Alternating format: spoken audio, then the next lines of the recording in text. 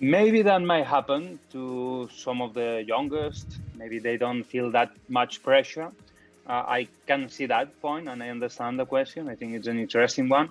But at the same time, it's a little bit unrealistic because it takes what really means to be in the elite of football in any country. You have to have pressure.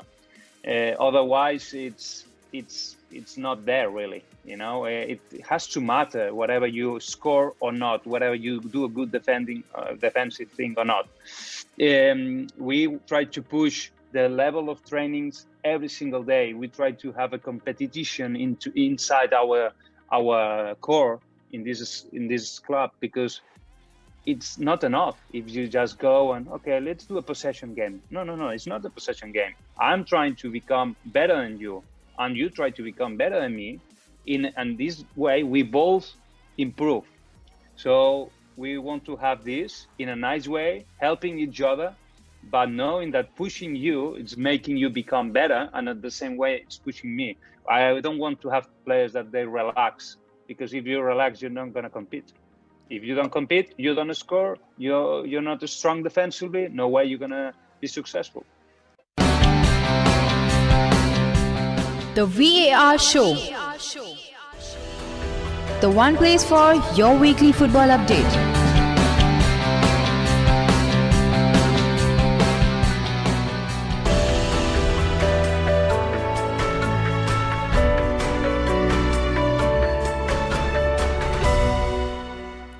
So hello, a very warm welcome to the VAR Show, the show which talks about all the base major football leagues in detail. Today we are going to connect with interviews, and we have the head coach of Northeast United FC, Mr. Gerard Nus, with us.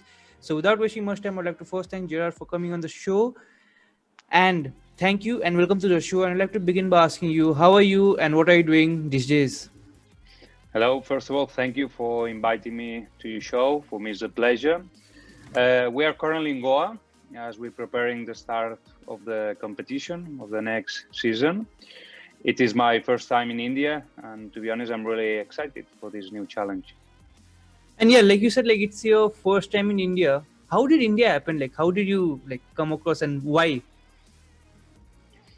Well, first of all, as I said, this is it's a great opportunity for anyone. I believe the football in India is growing so much, and it's an honor for any coach and for myself to have this opportunity. And obviously not just myself, also my staff.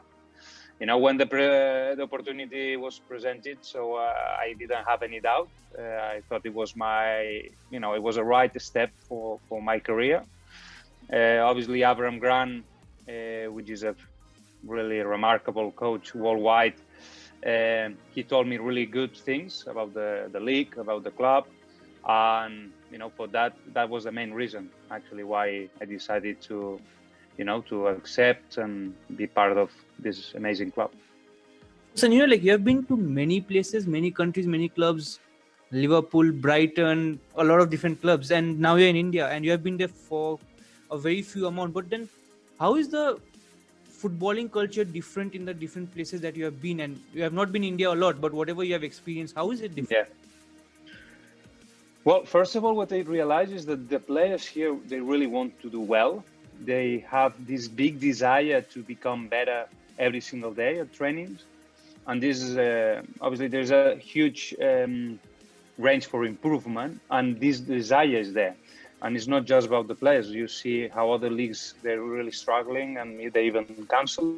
And you see here the league managers and the federation, everyone involved, the big companies, everyone wants to push this forward no matter what.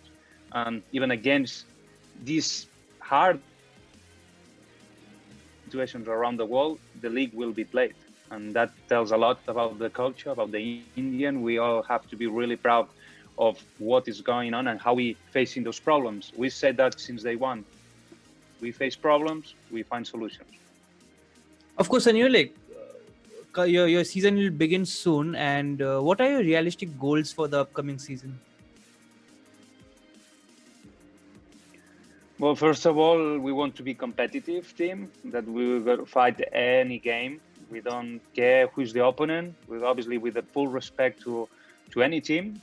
But in my opinion, the club's the results that we got from last year, they were not good enough. This club deserves much more from what we seen last season, and I believe that with the work that all together we can do with the fans, the board directors, with all the players, staff, everyone, we can achieve more from the team.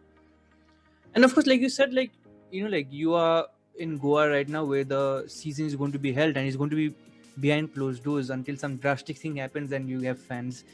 And a big part of Northeast United is the fans. You have very passionate fans, and we have a huge section of fans, like passionate. I've been there also for a lot of Northeast matches, but I'm not in, I've been in Bangalore. I've seen a lot of Northeast United matches. And how important or maybe detrimental for you is the factor that fans are not allowed in the stadium? It's sad. It's sad because the main reason why this sport is so popular is because many people around the world loves it, and obviously they feel part of it when you are in the stadiums. That's the main thing. Obviously, there are moments that you cannot be part of that for job reasons, family reasons, but it's definitely something that we're gonna feel in a negative way. But at least we have the TV. At least we can, support in nowadays the social media, tell us every details about what's going on. And I believe we have to take the positive from that situation and try to follow the team and support the team in the good moments and the bad moments. This is a part of being a family of something. And what a better thing that to have a group of players and a staff that competes to become better every single day. That's our mentality here in the hotel where we are, with the meetings that we do one by one, in groups, in the training sessions, analyzing the videos, our own videos, the next opponent's videos. So that's the mentality not only as a professionals in football, also as a human beings, try to become better of what we were yesterday. And also, I think I just wanted to put one thing across is it will be a very big factor that fans are not there, but it can be maybe a positive things also, like maybe a youth player who will not have that pressure and maybe more, can play more freely, which probably would not have happened if fans were there. Do you think something like that may happen during this season? Maybe that might happen to some of the youngest. Maybe they don't feel that much pressure. I can see that point and I understand the question. I think it's an interesting one. But at the same time, it's a little bit unrealistic because it takes what really means to be in the elite of football in any country. You have to have pressure. Otherwise, it's not there really. It has to matter whatever you score or not, whatever you do a good defensive thing or not. We try to push the level of trainings every single day. We try to have a competition inside our core in this club, because it's not enough if you just go and, okay, let's do a possession game. No, it's not a possession game. I'm trying to become better than you, and you try to become better than me. And this way, we both improve.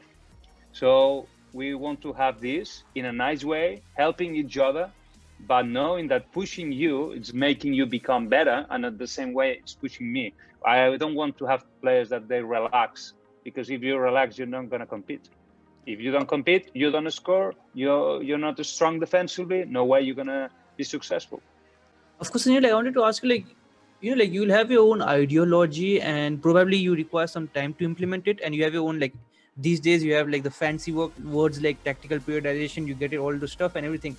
So do you think you are too close to the tournament and you have spent a very few time compared to maybe what you would have liked with the team, that your ideology may not come across? Is that something that we can see?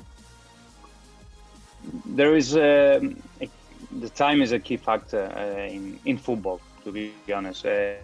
Obviously, one of the main things that we can see in India is that, and I know by a fact that wants to be fixed by the main football people in India, which is try to provide more football time through a year. Having only 6 months, which actually is better than what it used to be, which it was a shorter tournament, 2-3 months before. Obviously, it's a better. But if we could have in the future, in the next years, longer tournaments, much better for this sport that we all love. At the end, if you want to be good in something, if you want to have high level in something, in whatever thing in life, you need to have practice time. So what it means by that you need to play games, training sessions, video meetings, so on and so on. Obviously, we have short time to prepare a team. We have a squad that is really young, many new faces, and this is an extra challenge. That's the truth. It's not an excuse. We have to perform no matter what. No matter what is the pitch, no matter what is there or that, no excuses. Only work, and with that, we're gonna get what we want.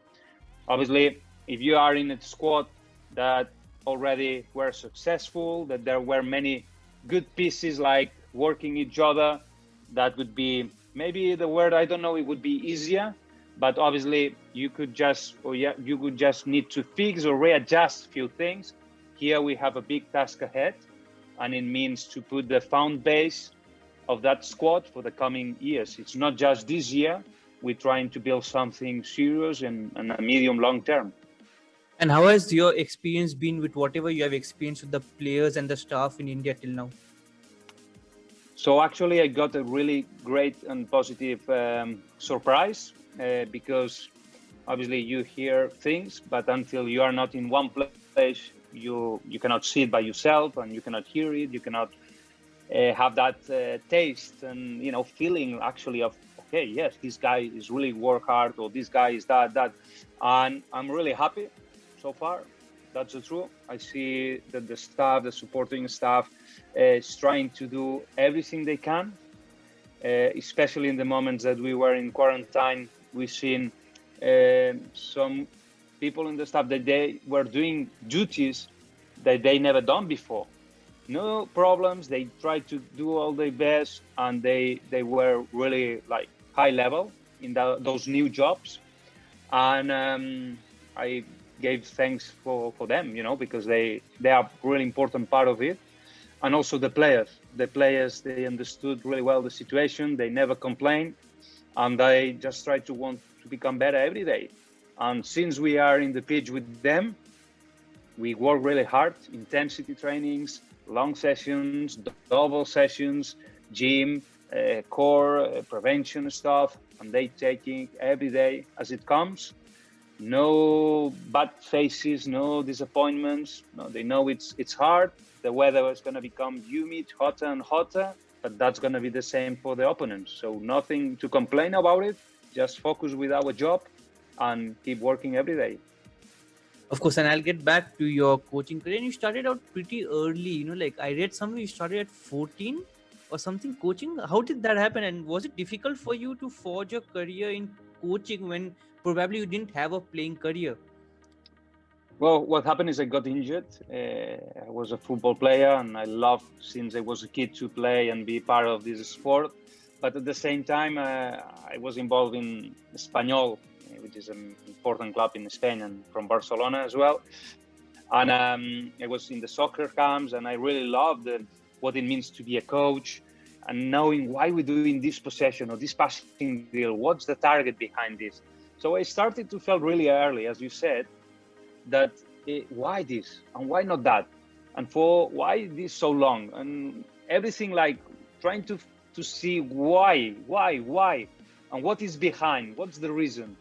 And then obviously I got quite lucky, or I worked hard as well to achieve what I wanted. We had great experiences with high-level coaches from around the world. Everybody can know Rafael Benítez, former coach of Real Madrid, Liverpool, Inter de Milan, and so many other clubs. Obviously, Abraham Grant, which I had the privilege, the honor to work alongside with him in two African Cup of Nations. One of those, we achieved the final. And also Gas Poyet. Gas Poyet is an amazing coach. We worked together at Brighton Hove Albion, and now is a club in the Premier League in England. So, that's I feel really lucky from all those experiences, and I just can thank, I can thank from all those high football people that they helped me a lot to become, I believe, a good coach, and I'm trying to become better every single day with all the experiences so far. Of course, and you mentioned a lot of names. Then one particular name that stands out for me, at least, was Rafa Benitez. And I read in a book. I don't know if you read the book, "The Nowhere Men" by Michael Calvin, and he calls you a protege of Rafa Benitez. How much of an influence did he, that is Rafa Benitez, have in your career? Definitely a lot. Once I came to work at Liverpool F.C, first I was in the academy. I was one of the coaches of Liverpool F.C academy. And the year after, he appointed me for the first team staff. You can imagine what that means. I was in my early 20s. I was 22, 23, if I'm not mistaken, when I was involved in the staff of a first team. We achieved the second position in the Premier League and playing Champions League games, being with Fernando Torres, Xabi Alonso, Javier Mascherano, Steven Gerrard. We're talking about big names. Some of them, they become World Cup champions, and it's amazing. And Rafa is a coach that he likes to control everything. It's a matter of details. And that's what I try to do. I try to be on top of everything. I respect everyone's opinion and everyone's duty. I need to have staff that is really good in conditioning. Someone is really good in recoveries, rehabilitation, because I cannot be on top of everything. I believe what they're doing, but at the same time, I have to be on top of it because we have to make decisions. And the coach nowadays is a manager, and you have to manage personnel, whatever is staff and players. Rafa is one of the best examples. He likes to control everything. He's a hard worker person, and that's what I believe with. Like you said, like you like delegating, like work, and you yourself have, like a background in sports science. Do you think like maybe it is difficult?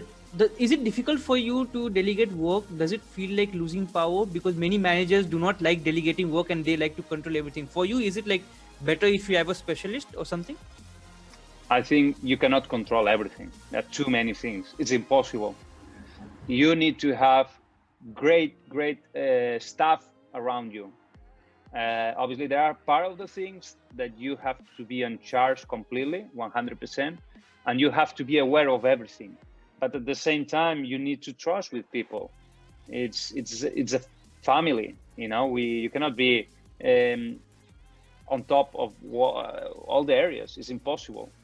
In total, here we are, close to 30, between 30, 40, between players, staff, everyone has different experiences, different ages. There's a lot of things going on.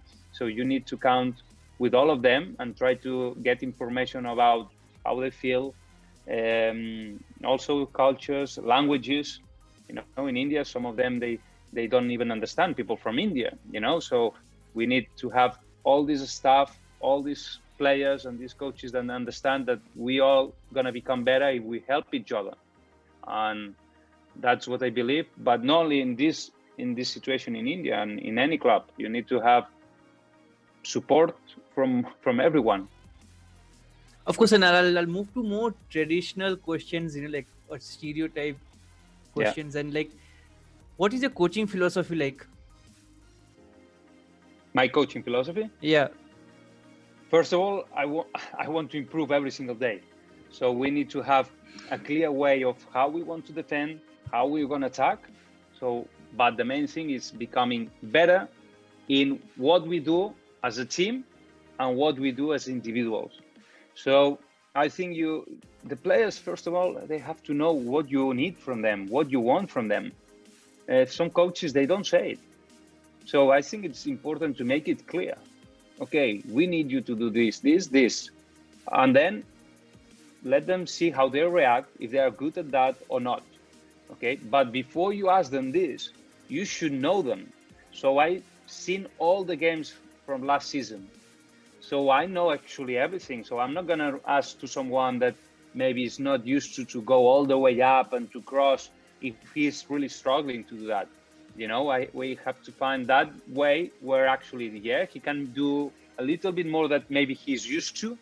But at the same time, I'm not going to ask him something that is impossible for him to reach.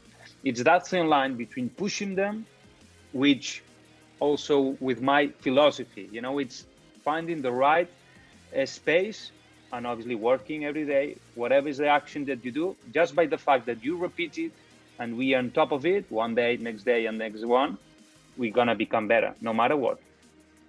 Of course, and you come from Barcelona, and which is probably known to play, one of the most expensive football. But you have worked under managers who are known to be very pragmatic. You have Rafael Benítez, you have kind of Abraham Grant, not exactly, but if you ask any English reporter, they'll portray him in a pragmatic. Even other coaches that you have worked under, do you think would you have been influenced by their pragmatism? What do you think? Is pragmatism important, or do you think people just want to portray it as a bad thing? Pragmatism in what way? What do you mean? Play more defensive, and like how Rafa used to do. He used to like to control the defense. At least that was what was portrayed. Yeah, actually, Rafa, it was more about balance. He was trying to look for, okay, if you're attacking that way, how we protect the other way. If that happens, how we are ready for it. It's about this kind of situations. So there are other coaches that they just throw everyone attack. And obviously, whatever tactics you choose, you have pros and cons, I don't think there is one tactic better than the other. I think that the most important thing is realize what you have, what players you have, where they're coming from, what they're used to, what the time that you have, what facilities, how is the league. After all this analyzed properly, you come to a plan, and then you stick to it, and you work and you work and you work, and that's the process that we are right now. So I think we want to be a team that has the ball, but most and forward, I would say, first we have to compete. And what it means to compete is to be really, I would say, solid, really strong, a team that is really hard to play against us, that we're not going to concede many goals. At the same time, when we have the ball, we know what to do with it. And obviously, we need to take our chances, and we're going to do it. So it has to be a team that you see the team, and first you feel proud of it, because we're going to fight every single ball, no matter what is the score, no matter if we're losing, no matter if we're winning. We don't give the ball away. We try to have it. We try to control the game. And look, no matter what team you are, there are moments of the game that you're going to suffer, because this is the way it is. Yeah, there are moments you have to run, you have to fight, you have to stick together. This is like life. And there are other moments that you can enjoy, you can control the game by having the ball, being more patient, manage the tempo, timing.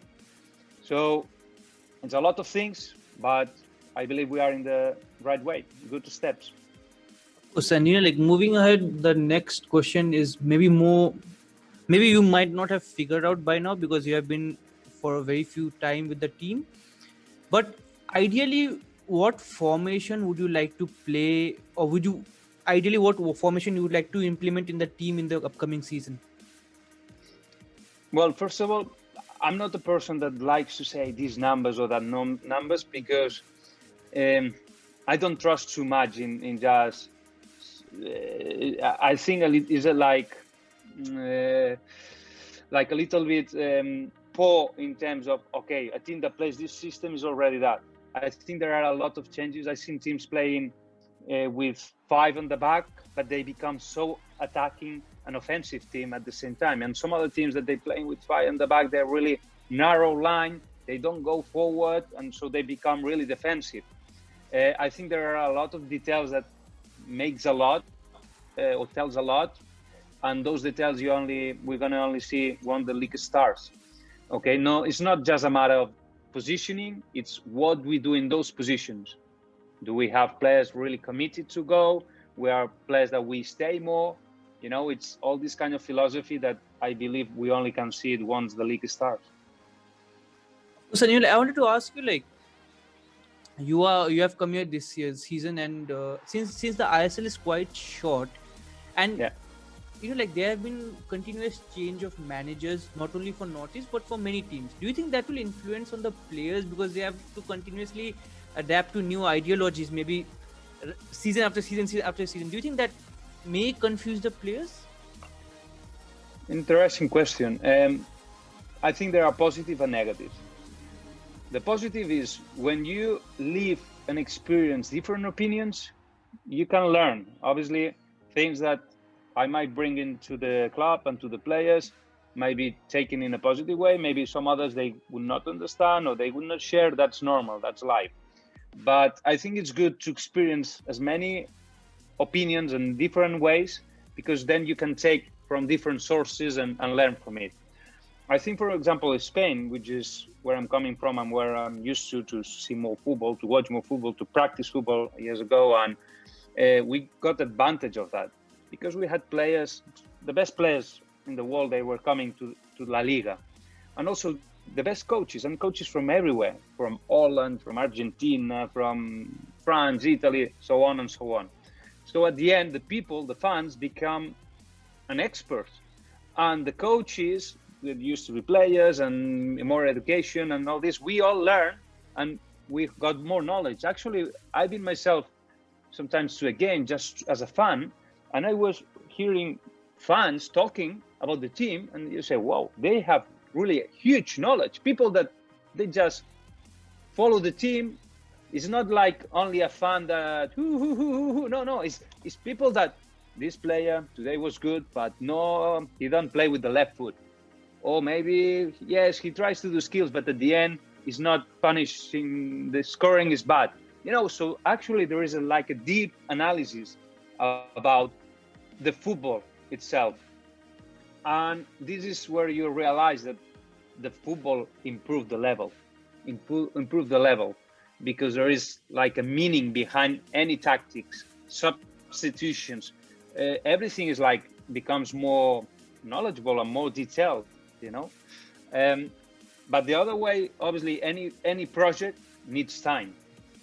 You cannot arrive to one place, and it's hard sometimes to become successful. And sometimes you see coaches that they arrive and the team is starting to improve, and people think, okay, this happened because they got this coach. And I will tell you something. Some cases it's true, but some other cases was that the other one was really bad, didn't work well, and what they needed a new face, or because they didn't want the other one. And so whatever comes, it becomes better because maybe it's a nicer, has better communication, or whatever main reason was.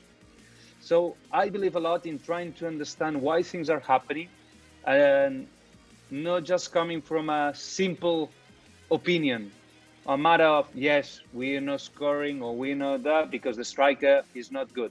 Oh, wait. If we're not scoring, is maybe because we don't bring enough balls to the striker, or if we're not defending well. It's not just the goalkeeper or the defenders. Also, the other players that they didn't put pressure to the players that they pass the balls to their strikers, and then that's why we conceded goals. So I like to have pure analysis to really know what's going on. Of course, and you also have an app, I guess, like if I'm not wrong. And how did that happen? So through the same that we just discussing, I wanted to become better every single day, and I want to become better every single day. And we create this app. It's called Efficiency Magic Sports, which people can download by free from App Store in iPhone and iPad. And basically, we try to find a tool that will help us to create the animations, the drills, the tactics, have a control of everything there.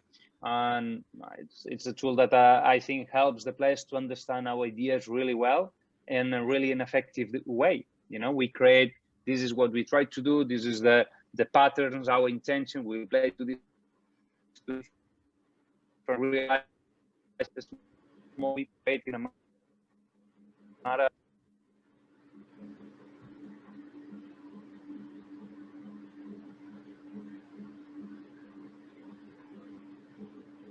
Yeah.